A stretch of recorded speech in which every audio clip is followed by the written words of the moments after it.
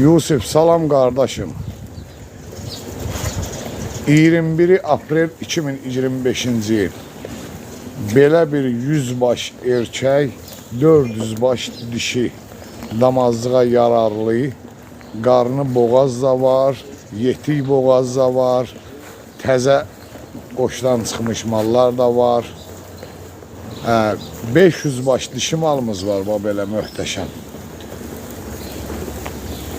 100 baş erkək malımız var. Bugünkü gün hal-hazırda real bu mallar Hacıqabul rayonundadır kardeş.